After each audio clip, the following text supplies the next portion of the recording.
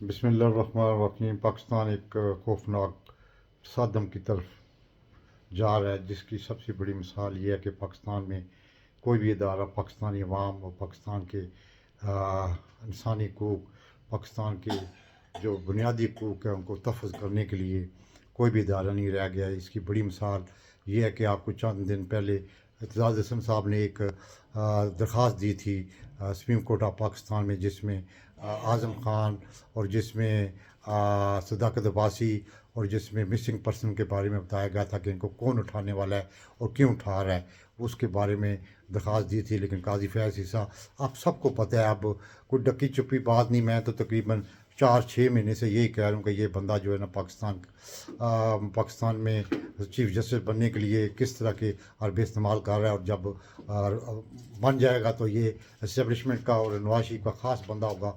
इससे बड़ी बात और क्या हो सकती है कि वो दरख्वास्त ना सिर्फ रिजेक्ट की है बल्कि उसको मतलब के एक फ़ैसले का हवाला दे के उसको ख़त्म कर दिया गया। दूसरी सबसे बड़ी बात यह है कि नवाज शरीफ जो कि सर्वे आ रहे थे उसको मतलब के मद्देनज़र रखते हुए वो यकीन नहीं कर रहा था, लेकिन उसने फिर अमेरिकन फर्म कोई हायर की। उसने सर्वे में मतलब बताया कि मतलब के अपने नवाज शरीफ अगर किसी को टिकट देती है तो वो मतलब कि कितने परसेंट जी सकता है। अगर पीटीआई का टिकट होल्डर है, अगर हम उसको टिकट दे दें उसको बुलगा के, तो किस तरह वो जी सकता है। तो इस तरह के वो सर्वे करवाया। उसके बावजूद भी उसको सर्वे में यही बताया गया है कि इमरान खान साहब जो है ना वो आपसे तकरीबन 50% आगे हैं और आप उसको हराना बड़ा मुश्किल हो गया। तीसरी सबसे बड़ी खबर ये आ रही है कि असद उमर ने बाकायदा तौर पर अली अवान चौहान को मुखबिर का के पकड़वाया, क्योंकि अली अवान चौहान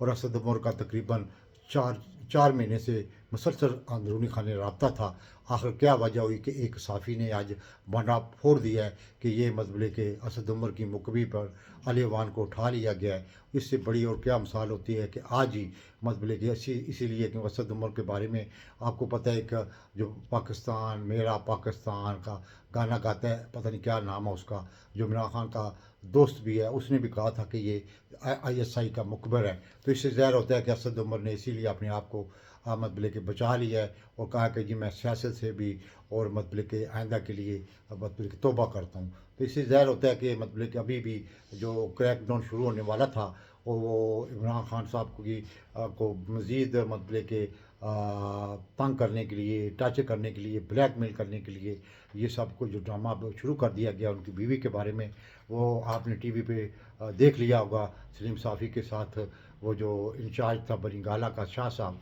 उसने जो को बताया वो सब ड्रामाबाजी। आप सबको पता है कि बड़े बड़े जो असद उमर जैसे और असद कैसर जैसे और मतलब के परवेज़ खटक जैसे जो लोग जो हैं वो दबाव की वजह से छोड़ गए हैं और एक मतलब कि नई पार्टी को वो मतलब प्रेफरेंस दे रहे हैं, इसलिए कि उन्होंने मतलब के एस्टेब्लिशमेंट के कहने पे जो काम शुरू कर दिया है वो मतलब के उनके लिए भी और पाकिस्तान के लिए भी ये ना सिर्फ नुकसानदेह होगा बल्कि उनको शिकस्त भी होगी।